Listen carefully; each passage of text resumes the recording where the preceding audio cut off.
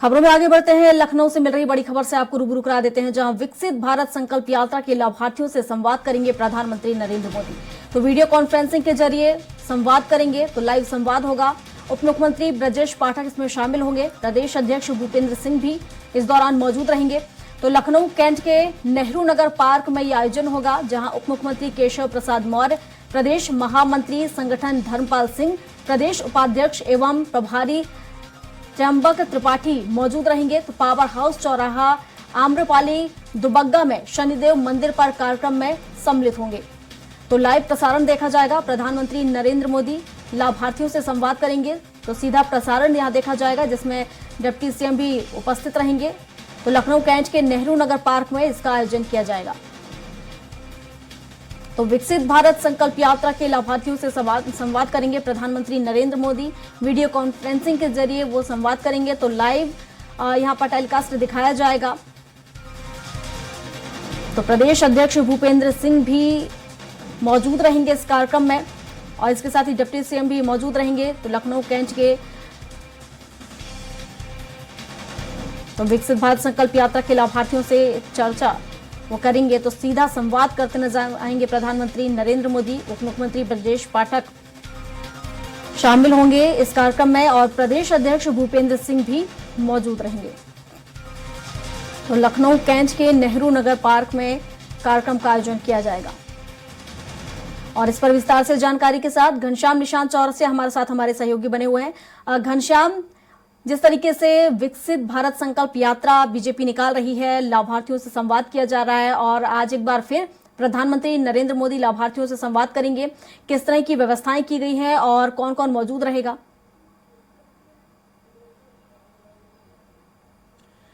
देखिए, पहले ही कहा गया था कि जब प्रधानमंत्री नरेंद्र मोदी इसकी शुरुआत किया था नमो ऐप के जरिए, दो कार्यक्रम बड़े महत्वपूर्ण थे। एक तो नमो ऐप पे लाभार्थियों के साथ सेल्फी करके उनको जो पहले वोटर्स हैं, यानी जो 18 साल पूर्ण कर चुके हैं, 2024 में सबसे पहले वोट करेंगे उन लोगों को। और इसके अलावा जो अगर केंद्र सरकार का कोई भी लाभार्थी मिलता है, कोई भी लाभ लिया है, ऐसे लाभार्थियों को जोड़ने के लिए उनके साथ सेल्फी, महिलाओं के साथ सेल्फी, यानी जो महिलाएं हैं, कामगार महिलाएं हैं, जो स्टार्टअप्स के लोग हैं, इन सभी लोगों के साथ सेल्फी खींच करके नमो ऐप पे डालना था। इसके इतर पैरेलल एक और बड़ा कार्यक्रम भारतीय जनता पार्टी चला रही थी, वो विकसित भारत संकल्प यात्रा।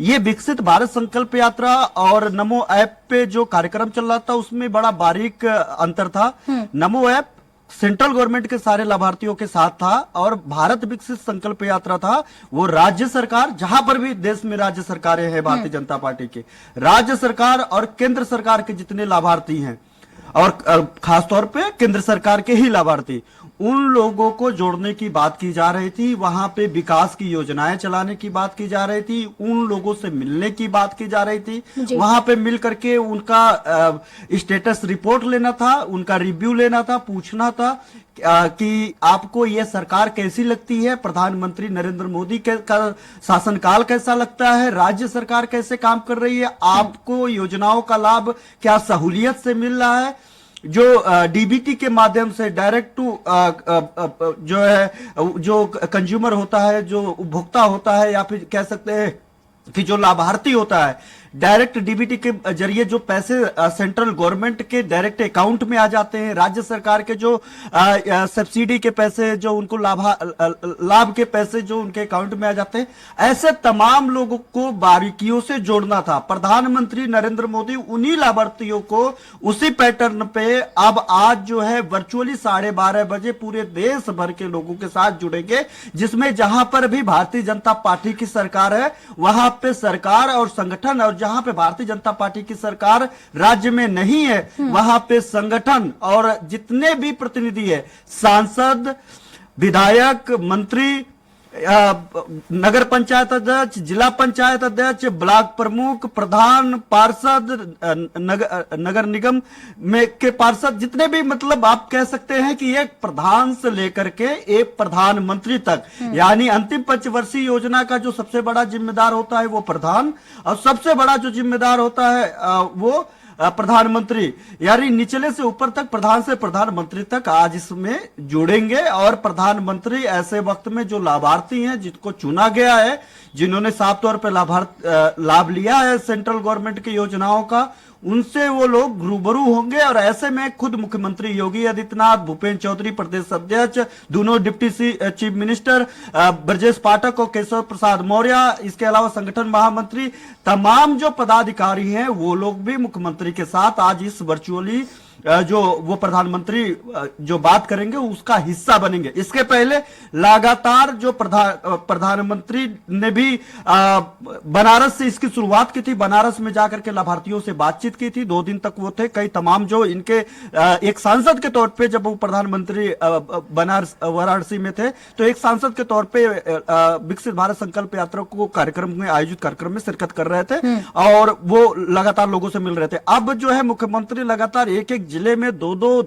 जगह विकसित भारत संकल्प यात्रा का आयोजन किया गया है। हर गली, हर खुमचे, हर चौराहे और हर ब्लॉक स्तर पे, विधानसभा स्तर पे विकसित भारत संकल्प यात्रा निकाला जा रहा है और अभी तक निकाला जा रहा है। ये कभी अभी समापन नहीं हुआ है। और उसमें अब खुद प्रधानमंत्री नरेंद्र मोदी ऐसे लाभार्थियों से बात करेंगे, उनसे सीधे रूबरू होंगे, सरकार की योजनाओं के बारे में बात करेंगे, उनका राय जानेंगे, सुझाव लेंगे। और हो सकता है कि ऐसे सिचुएशन में, ऐसे परिस्थिति में हो सकता है कि कुछ घोषणाएं भी कर सकते हैं, क्योंकि अभी जिस तरीके से हम लोगों ने देखा कि जब वो मीरा माझी के घर अयोध्या गए, 10वां करोड़ लाभार्थी थी गैस सिलेंडर की, वहां पे सीधे जाकर के मिले, उनसे एक एक चीजों के बारे में पूछे, कौन कौन से लाभ मिले हैं, कैसे लाभ मिले हैं, कहीं कहीं घूस तो नहीं देना पड़ा, कोई अधिकारी आपको परेशान तो नहीं किया, आपको लाभ लेने के लिए कितना टाइम लगा, वक्त लगा, आप पहले कैसे जीवन यापन कर, ऐसे तमाम सवाल है जो प्रधानमंत्री वहां पे मीरा माझी के घर जब गए थे अयोध्या में, वहां पे उन्होंने पूछा। ठीक उसी प्रकार से जो भारतीय जनता पार्टी के नुमाइंदे हैं, चाहे वो सरकार में है चाहे वो संगठन में है, सारे पदाधिकारियों को यही कहा गया है कि आप जाइए और सारा स्टेटस रिपोर्ट लीजिए। कुल मिला जुला करके यह है प्रियंका कि चुनाव के मोड में खड़े हैं, महज 100 दिन बचे हैं चुनाव में। कभी भी 60 दिन के बाद कभी भी आचार संहिता उत्तर प्रदेश में लग जाएगा। जो मैट्रिक और इंटरमीडिएट के स्कूल के एग्जाम्स हैं, बोर्ड के एग्जाम के बाद यहां पे चुनाव शुरू हो जाएगा। उसके पहले भारतीय जनता पार्टी प्रत्येक लाभार्थी को, जो भारतीय जनता पार्टी की सरकार से लाभ अर्जित किया है, लाभ लिया है, उनके पास संगठन के तौर पे, ना कि सरकार के तौर पे, संगठन के तौर पे उससे मिलना चाहती है, मिल करके अपनी राय बताना चाहती है। एक राजनीतिक दल होने के चलते ये इसको आप किसी भी तरीके से राजनीतिकरण भी नहीं कह सकते, क्योंकि अगर कोई राजनीतिक दल किसी को लाभ पहुंचा रहा है और उस लाभ को लेकर के, उस लाभ के जरिए फिर से वोट मांग रहा है, तो ये लोकतंत्र का एक हिस्सा है, ये एक प्रक्रिया है चुनाव लड़ने का। तो ठीक उसी प्रकार से भारतीय जनता पार्टी की सरकार ये काम कर रही है। अब खुद प्रधानमंत्री लगातार इस प्रक्रिया से जुड़े रहते हैं। इससे लोगों को मनोदशा भाव उत्पन्न जागृत होता है, उनको एक हिम्मत मिलती है कि खुद प्रधानमंत्री जो है ऐसे छोटे छोटे कार्यक्रमों का हिस्सा बनते हैं, ऐसे छोटे छोटे कार्यक्रम में हिस्सा बना करके लोगों से बातचीत करते हैं। तो माफ करिएगा, इसमें लोगों के साथ मिलते हैं।